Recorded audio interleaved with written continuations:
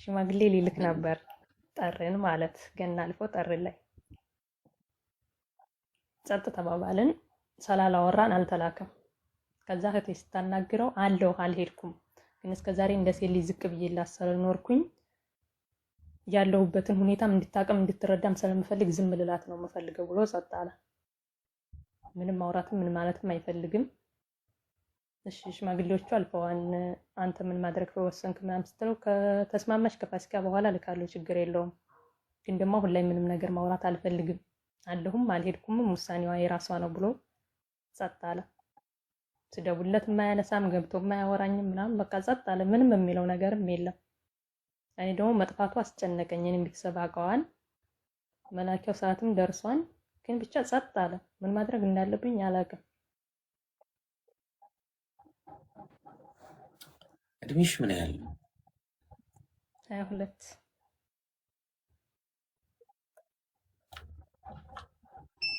እስቲ አዳምጪኝ ሚውዝ አድርጊና፣ አንደኛ ነገር ያልሽው ነገር ትክክል አይደለም። አንደኛ ሩቅ ለሩቅ ናችሁ። ገና ለገና በግምት ባላየሽውና ባልሰማሽው ነገር ከሌላ ሴት ጋር አድረህ ነው እንደ ቀድሞ እንዳደረገኝ አይነት ሰው ማለትሽ ትክክል አይደለም። ገብቶሻል? ምክንያቱም አላየሽው። ያርገው ምንም እርግጠኛ አይደለሽ። ሁለተኛ ተራርቃችኋል። በርቀት ፍቅር በሽታ ነው ምለው ይሄ ነው። በሽታ ነው፣ ችግር ነው፣ ጤና አይሰጣችሁ። ጥርጣሬ፣ ሰላም ማጣት፣ እንቅልፍ ማጣት፣ ገና ለገና እንዲያርጋ ይሆን እንዲያርጎ ይሆን በዚህ ይሆን በዛ ይሆን። ከስራ ከዓላማችሁ ብዙ ትኩረት ልታረጉባቸው ከሚገቡ ኢነርጂያችሁ ከሚገባቸው ነገር ይልቅ አንድ ቦታ ላይ ብቻ ኢነርጂያችሁ ይሰበሰብና ኑሮ አትኖሩ። ገብቷችኋል? የርቀት ፍቅር ችግር ነው ምላችሁ። ለዛ ምን ችግር ያለው ፍቅር ከሆነ ዲስታንስ ሪሌሽንሽፕ ምናምን የሚል ሰው ይኖራል። ኦኬ ቆይ ሞክረው። እንግዲህ ሰው መከረው እምቢ ካለ መከራ ይምከረው እንደሚባለው ኦኬ ችግር የለውም ካልክ ሂድበትና ከዛ ውጤቱን ያው መቼም እሱ ለካ ልክ ነው ነው የምትሉት በእርግጠኝነት ያልኳችሁ ነገር። ስለዚህ አንደኛ ያ ነገር ስሜት ይነካል። ሰው ተበሳጭቶ ሊሆን ይችላል ያንን ያደርገው። ሁለተኛ አንቺ ሰው ሀገር ሆነሽ ሽማግሌ ማስላክን ምን አመጣው?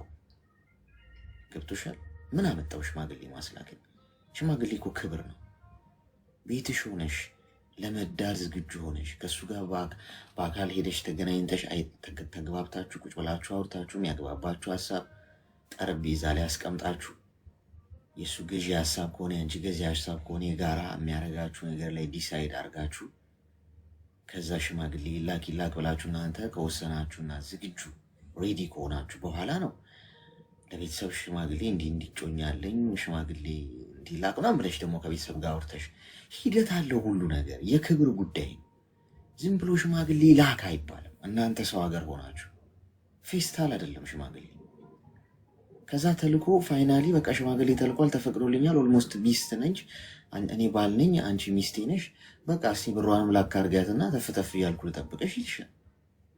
ያ ቀጥሎ የመጣው ፖይንት እሱ ቤቷንም እየሰራው ምናምን ቃማ ሟለች ልጠብቀሽ፣ እስቲ እኔም እዚህ እሰራለሁ፣ አንቺም የተወሰነ ገፍተር አድርጊ ምናምን ጡረታ ላኪ ትበያለሽ። ከዛ አንቺም ኦልሞስት ልንጋባ ነው። ስለዚህ ጊዜ ከሚባክን ልክ የለት እሱ እቃ ገዛዝቶ ምናምን ቤት አሟልቶ ይጠብቀኝ፣ አንቺ ባሟላሽው ቤት ሌላ ሴት ያገባበታል። አለቀ። ይሄ ማውራው ግምት አይደለም፣ የሆነ የተደረገ ነገር ነው መነግራችሁ። ስለዚህ ሁሉም ነገር ኳስ በመሬት አድርጎ መንቀሳቀስ ነው። ምንድነው ያስቸኩልሽ? ለሌላ ጊዜ አስቸኩይ። አንደኛ በስሜታዊነት አትመሪ። ይሄ ማለት ልጁ አሁን የጠፋው ወይ አሞት ሊሆን ይችላል፣ ስራ በዝቶበት ሊሆን ይችላል። ሰው ብዙ ነገር ይገጥመዋል።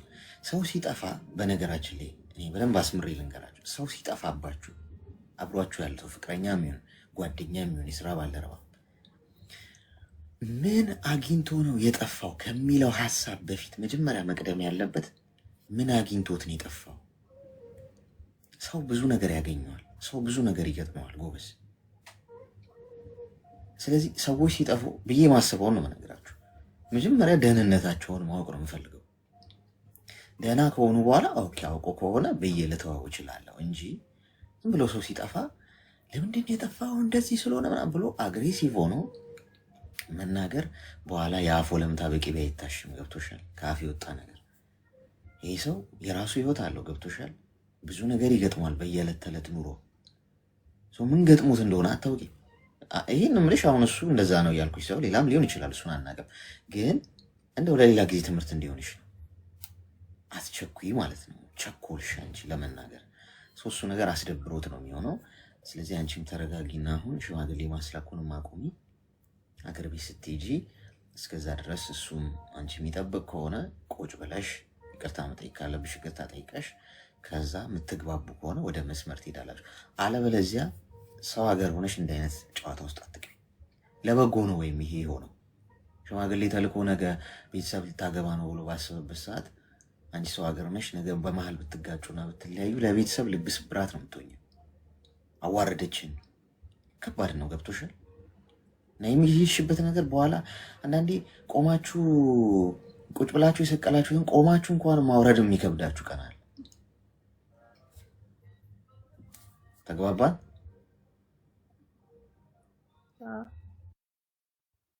እሺ፣ መልካም ቀን።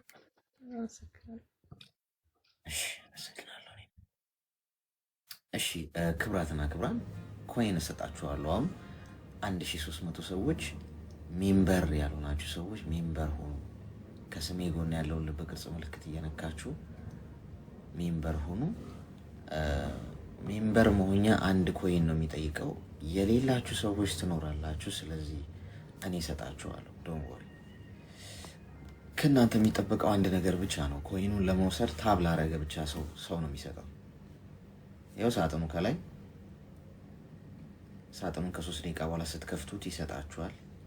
ግን ታብ ላረገ ነው የሚሰጠው። ስለዚህ አልሰጠኝም የምትሉኝ ተቀድማችኋል። አንደኛ ቶሎ ለከፈተ ሰው ነው የሰጠው፣ ሁለተኛ ታብ ላረጉት ነው የሚሰጠው። ስለዚህ ይህን 3 ደቂቃ ታብ አርጉና ውሰዱ።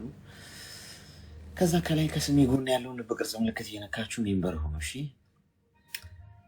እሺ። ሄሎ ወይ አሌክስ፣ እንዴት ነህ? ጤና ይስጥልኝ። እንኳን ደህና መጣሽ። እንኳን ደህና ቆየኝ። አማን ነው? እግዚአብሔር ይመስገን። ምን እንታዘዝ? እኔ እንኳን የሆነች አጭር ጥያቄ ጠይቄ ከዛ እወጣለሁኝ። ጠይቂኝ። እሺ። ከሆነ ሰው ጋር ለመገናኘት ቀጠሮ ይዘህ ካልተመችክ ያን ቀጠሮ ባለቀ ሰዓት ላይ በቃ አይ አልተመቸኝም ብለክ ስትል ለዛ ሰው ቴክስት አልተመቸኝም ብለክ አድርጋክ ከዛ በኋላ በቃ እንዳልተመቸ ተናግራል። ግን የማይረዳ ሰው ምን አይነት ሰው ነው?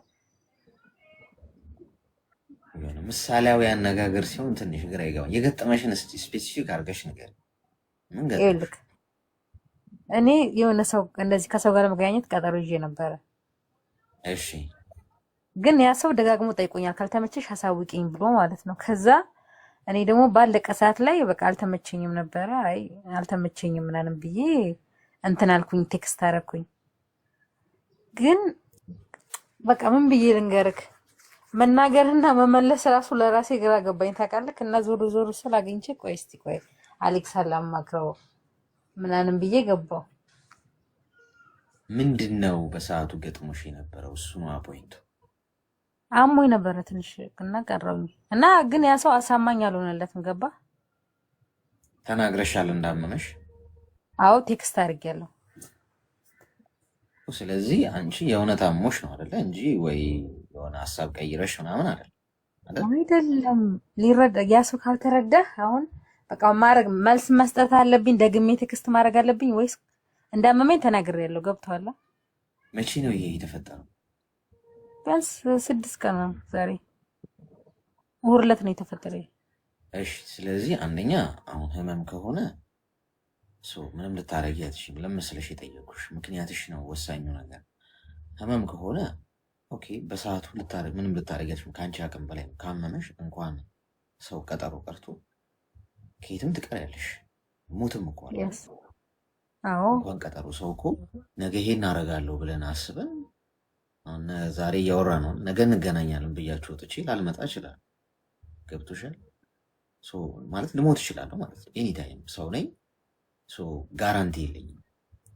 ስለዚህ አንቺ ምንድነው ፖይንትሽ? የተናገርሽው እውነት ከሆነ አታብራሪ። ይህን እኮ ገብቶሻል? አሁን ብቻ ሳይሆን ቆይ አዳምጪኝ፣ ሚዩት አድርጊና አዳምጪኝ። አሁን ብቻ ሳይሆን በህይወትሽ ውስጥ አጠቃላይ የተናገርሽው ያደረግሽው ትክክል ከሆነ እውነት ከሆነ አታብራሪ ለሰው። እኔ እንደዚህ ነኝ፣ ኧረ እባካችሁ ተረዱኝ። ሰው መረዳት የሚፈልገው ነው የሚረዳው። ገብቶሻል? ካልተረዳሽ ልታስረጁ በሞከርሽ ቁጥር ሞር ከአንቺ ሀሳብ እየራቀ ነው ይመጣ።